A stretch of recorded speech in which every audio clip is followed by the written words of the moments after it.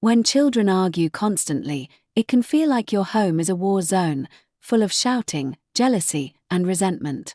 Many parents struggle with guilt, frustration, or helplessness as they try to manage these clashes, often wondering whether they're doing something wrong or whether sibling rivalry is just inevitable. This is a summary of Siblings Without Rivalry by Adele Faber and Elaine Mazlish, an independent summary created for educational purposes. If this summary resonates with you, I encourage you to purchase the full book and explore it in greater depth. This book explores why sibling conflict is so intense, what really causes it, and how parents can respond in ways that reduce competition, encourage mutual respect, and help children grow into adults who can build healthy relationships, not just with each other, but with others in their lives. The book begins by confronting the idealized fantasy many parents hold, that their children will automatically become lifelong best friends. Faber and Mazlish admit they once believed this too. But as they discovered through their own experience, research, and parent workshops, the reality is often far messier and much more emotional than most people expect. Parents are usually shocked when their children, whom they imagined would be loyal companions, end up treating each other with jealousy, resentment, and cruelty. The authors point out that while sibling rivalry might seem irrational or even mean-spirited, it actually stems from something very human, a deep fear of losing parental love and attention. From a child's point of view, the arrival or presence of a sibling is not neutral, it's a threat. Parents are the source of everything important: food, comfort, validation, a sense of identity and security. When love feels scarce, even everyday interactions become power struggles. The fight for toys, turns, space, or praise is really a fight for reassurance. Am I still special? Do I still matter? The book helps parents understand that children don't need everything to be exactly equal. They need to feel uniquely seen and valued. This insight becomes the cornerstone of the book's practical advice, shifting away from ideas like fairness and sameness toward strategies that meet individual emotional needs. One of the key lessons explored early on is the importance of allowing children to express their negative feelings about each other. Most parents instinctively shut these emotions down. When a child says, "I hate my brother," the reflex is often to correct or scold them. "That's a terrible thing to say. Of course you don't hate him." But the authors argue this kind of response only invalidates the child's emotions, teaches them to bottle things up, and often makes things worse. Instead, they recommend validating the feeling without encouraging harmful behavior. For example, if a child says, "I wish my sister didn't exist," a parent might respond, "Sounds like you're really angry with her right now." This simple act of naming the emotion helps a child feel heard, and paradoxically, makes them less likely to act out on it. The authors even suggest using fantasy as a healthy outlet. Wouldn't it be great if we could send siblings to the moon when they bug us? Humor and imagination can help children feel less helpless and more in control. Another important shift the authors propose is in how parents respond to conflicts. Instead of taking sides or jumping in as referees, they encourage parents to act as coaches, helping children recognize their emotions and guiding them toward problem-solving. This is especially powerful when kids are stuck in roles, such as the smart one, the troublemaker, or the shy one. These roles can limit a child's self-concept and create further friction. The book shows parents how to free children from these labels, allowing them to grow and relate in more flexible ways. Much of the book's wisdom comes from real-life examples gathered from the author's workshops, where parents role-play and report back on how specific communication tools worked or failed at home. These stories make the guidance feel grounded and relatable. For instance, when a parent uses storytelling or drawing to help a child process their anger, the outcome is often more connection, not less. The authors also highlight the long-term impact of sibling dynamics. In workshop discussions, many adults shared childhood memories of being teased, overshadowed, or ignored, and how these experiences still affect them decades later. Whether it is a brother who was always called the smart one or a sister who got away with everything, These unresolved childhood rivalries often bleed into adult relationships. Some people still feel inadequate, competitive, or resentful, not just toward their siblings, but in broader parts of life. Understanding this long emotional reach adds urgency to learning better ways to support children while they're still young. Crucially, the book does not promise a perfect, conflict-free home. It sets more realistic goals, helping children express themselves, treat each other with empathy, and develop the tools to manage conflict constructively. In doing so, parents can transform sibling rivalry from a destructive force into an opportunity for growth and emotional intelligence. The first part of the book lays this emotional foundation: why children fight, how their feelings develop, and why parents' reactions matter so much. By making space for bad feelings, resisting the urge to compare or label, and showing children how to manage conflict creatively, parents can lay the groundwork for stronger bonds and healthier self-esteem. Another key insight explored in the book is the danger of comparisons, even the seemingly positive ones. Parents often think they are boosting one child's confidence by pointing out their strengths, but comparisons usually backfire. When a child hears, "Why can't you be more like your sister? She always finishes her homework," they do not feel motivated. They feel diminished. Even praise can sting when it comes at a sibling's expense. "You're so good at maths, your brother could really learn from you." This puts children in competition for approval rather than helping them value their own efforts. Over time, children internalize these messages, shaping how they see themselves and their siblings. One might settle into the role of the academic, while another might become the rebel, simply because they felt there was no other space available for them in the family. The authors suggest an alternative: describe what you see, feel, or appreciate without making it a comparison. Instead of saying, "You're the best reader in the family," you might say, "I noticed how focused you were while reading that book, you really stuck with it." This approach recognizes the effort or quality without turning it into a competition. It allows each child to feel proud of their own progress without having to outperform someone else to feel valued.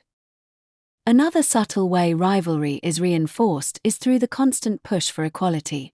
Well-meaning parents try to give both children the exact same thing, the same number of cookies, the same bedtime, the same praise. But this rigid pursuit of fairness often leads to more conflict, not less. Children are acutely aware of each other's treatment, and equality rarely feels equal to everyone involved. One child might need extra help with homework. Another might need more hugs after a bad day. When parents treat children exactly the same, they miss what each child uniquely needs, and that can lead to resentment. Instead of striving for sameness, the authors encourage parents to focus on meeting each child where they are. One child might be given 10 minutes of one-on-one time to vent after school. Another might be allowed to choose what's for dinner that night. These individualized responses show that the parent sees and values each child for who they are, not just as one of the kids, but as a whole person with their own rhythms and needs. The book also challenges the instinct to assign children roles. Parents sometimes do this without thinking, saying things like, "He's the shy one," "She's the outgoing one," or "He's our little troublemaker." These labels might feel harmless, but they stick. When children are given roles, they often feel locked into them, either fighting against them or doubling down to meet expectations. A child who is always called the responsible one might feel pressured to never make mistakes. A child labeled the wild one might feel like there is no point in trying to be more composed. These roles can shape not only their behavior, but also their self-concept. The authors show how to avoid reinforcing these patterns by describing behavior instead of identities. Rather than saying, "You're so clumsy," say, "I saw the glass slip out of your hands, looks like it was tricky to carry both at once." This way, the focus is on what happened, not who the child supposedly is. Over time, this allows children to change, experiment, and grow into fuller versions of themselves, not just the role they were given in the family dynamic.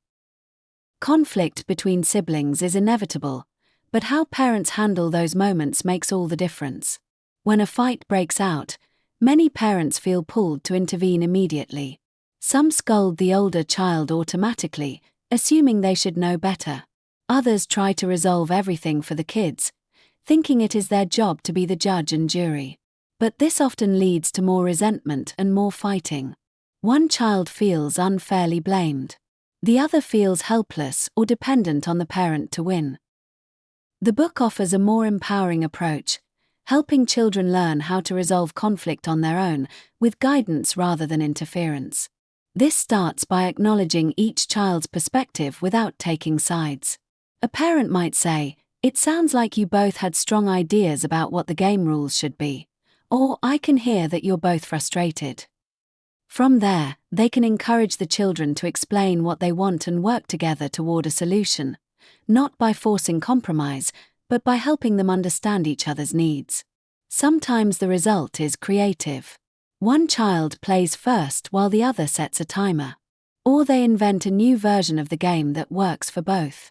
The goal is not to eliminate conflict but to teach children how to navigate it in ways that build respect and problem-solving skills. There is also an honest acknowledgement in the book that sometimes children do need adult help, especially when emotions are running high or the power dynamic is unequal. In those moments, stepping in calmly and without blame is critical. The authors offer examples of language that focuses on action rather than judgment. "I see two kids who are too upset to solve this on their own. Let's cool down first." Or, "I'm going to separate you both for now so no one gets hurt. We'll talk when everyone is calm." These types of interventions help children feel safe without making one the villain and the other the victim. At its heart, the book teaches parents to shift from control to connection. Instead of trying to enforce peace, the goal becomes to equip children with the emotional tools they need to manage themselves and relate to each other with empathy. These skills take time to develop, and the process is often messy. But each small shift in how parents respond, from comparison to observation, from fairness to responsiveness, from judgment to coaching, adds up to a family environment where rivalry does not have to rule the day. One of the most practical sections of the book explores exactly what to do when fights escalate beyond words. Physical altercations, hitting, grabbing, or destroying another child's belongings are some of the hardest moments for a parent to manage. It is tempting to jump in and demand that it stop immediately, but often this approach only reinforces the idea that children need an authority figure to sort things out for them. Instead, the authors advocate for stepping in with clarity and calmness, focusing on safety first and judgment last. Rather than yelling or punishing, the parent can use language that focuses on the impact and sets firm boundaries. "I won't let you hit. I see two angry kids. Let's take a break until you can speak safely." By doing this consistently, children start to understand that their emotions are valid, but they must find respectful ways to express them. This process takes time, but it is deeply empowering. It tells children that they are capable of handling strong feelings, and it models the kind of restraint and emotional regulation they will need for all relationships in life. The book also addresses what to do after the fight has ended. Many parents want to quickly move on, especially if things have calmed down. But the authors encourage parents to use these moments as learning opportunities. After tempers have cooled, a conversation can be revisited with curiosity. "What happened earlier between you two? How were you feeling? What do you think could help next time?" These kinds of questions help children develop emotional insight and practice seeing things from the other person's point of view. Instead of being stuck in blame, they start to build perspective and compassion, skills that matter far beyond sibling dynamics. Another key focus is healing from the past. Many parents in the author's workshops spoke about their own childhood sibling experiences, and how those experiences still echo in their lives today. Some still feel hurt by the way a parent took sides. Others remember being typecast in roles they never wanted. These reflections are powerful reminders that sibling rivalry is not just about short-term arguments. It can shape identity, self-worth, and family connection for years to come. The authors suggest that as parents, we cannot erase our own childhood wounds, but we can choose not to pass them on. By reflecting on our past and being mindful of how it might be influencing our current parenting habits, we can start to respond rather than react. This includes letting go of expectations that siblings should always be close and instead focusing on giving them the tools to relate well when it matters. Toward the end of the book, there is a beautiful shift in tone, from managing rivalry to nurturing connection. Once parents have built the emotional groundwork, they can begin to foster moments of warmth and cooperation between siblings. The key is to stop forcing it and start noticing it. A simple acknowledgement like, "It looked like you really helped your brother with that puzzle," or "I saw you offer your sister your favorite marker, that was thoughtful," reinforces shared positive moments without pressure or comparison. The authors also suggest creating opportunities for cooperation through shared tasks or silly games, rather than demanding forced apologies or staged bonding. When children feel safe, heard, and individually valued, the motivation to relate kindly often emerges naturally. In the final reflections, the authors stress that there will always be bumps, bad moods, and old patterns. Sibling relationships, like all relationships, are not about constant harmony. But when handled with respect, honesty, and emotional skill, these early relationships can become a training ground for deep understanding, resilience, and love. Here are 5 practical, memorable takeaways from the book. 1. Resist comparisons. Instead of saying who is better or worse at something, describe what each child is doing well in their own right. 2. Validate all feelings, even the unpleasant ones. When children feel heard, they are less likely to act out destructively. 3. Avoid assigning roles. Let go of labels like the smart one or the shy one, and describe behavior instead of identity. 4. Focus on problem solving, not blame. Help children express their needs clearly and find creative solutions to their conflicts. 5. Prioritize connection over control. Create a home where each child feels uniquely loved, safe to express themselves, and supported to grow. You've listened to a summary of Siblings Without Rivalry by Adele Faber and Elaine Mazlish, created independently for educational purposes. If it resonated with you, consider buying the full book to explore it in greater detail. Well done for making space in your day to absorb these insights. It speaks volumes about your care and dedication as a parent. If you want to take one simple action today, try noticing a moment of kindness or cooperation between your children and acknowledge it out loud. Sometimes, being seen is all it takes to make it stick.